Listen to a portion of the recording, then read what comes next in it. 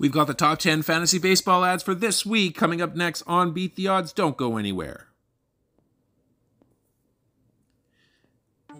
Hello, sports fans. Welcome back to another episode of Beat the Odds. We're going to take a look at the top 10 ads for Week 10 in fantasy baseball. If you're a fan of this type of content, please be sure to leave a like on the video, subscribe to the channel, and hit that notification bell so that way you will be notified whenever we drop an episode.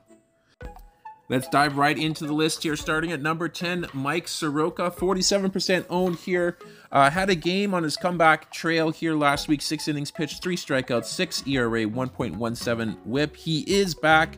We were hoping for a little bit more magic out of the gates in his first start, but I wouldn't be too quick to drop him. Based on his career sub-3 ERA, Soroka is certainly worth a longer look. Expect him to be a little bit closer to those ratios here as the season continues. At number 9, we have Zach McKinstry, and a shout out from Eek the Freak who suggested him.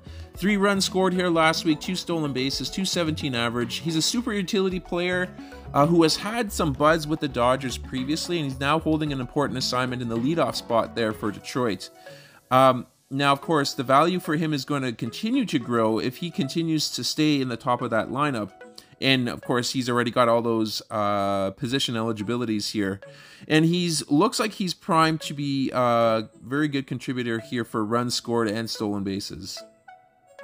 Let's move to number 8. We've got AJ Puck, 58% owned here. He was injured over the last couple of weeks, so you're not going to see a whole lot of stats for him for that. But he's closing in on a return. I expected him to be in lineups starting pretty early here in the next coming week. And he should be resuming closer duties right away. He's got 19 strikeouts and 14 2/3 innings pitched with solid ratios for the season. And of course, he's pitching for a team that's destined to be in a bunch of close games here. So I would say he's a good mid-tier closer to have on your squad that you can get pretty cheap right now.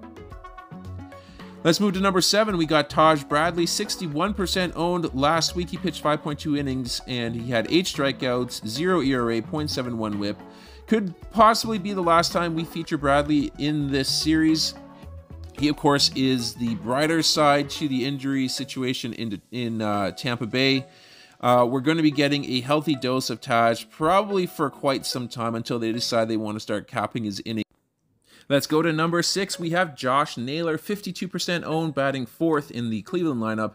Last week he had 4 runs, 1 homer, 8 runs batted in, and a stolen base, hitting 400. Did you realize that Josh is actually in the top 10 in the majors for runs batted in? Tossed in 8 homers and 4 stolen bases so far, and Josh Naylor is becoming a very sneaky, productive first baseman here in the league.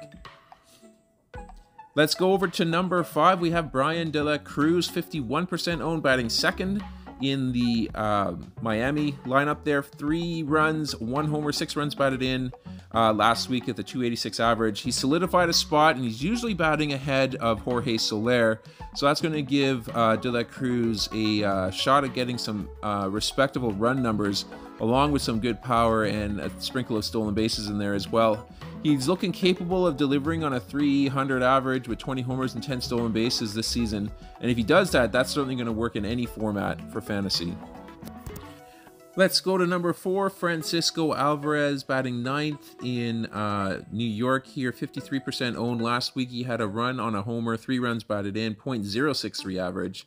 He is in the midst of a slump at the plate, but don't let that deter you from picking him up.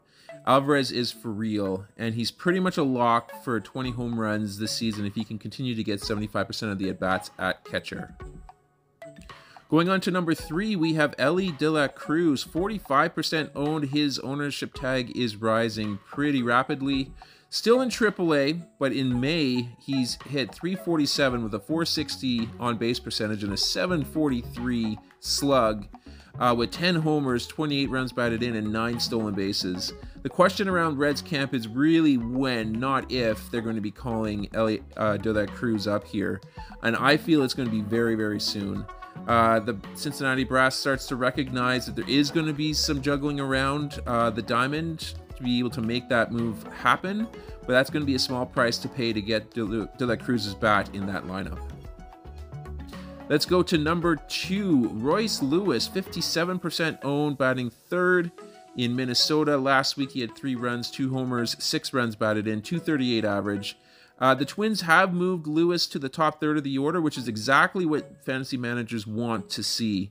This is probably going to be the last call on Royce as well, especially if he strings some big games together, hitting at the top of that lineup. And last but not least, we got at number 1, Jordan Walker, 66% owned here, so a little higher than what we normally like to do, but we wanted to get him on the segment.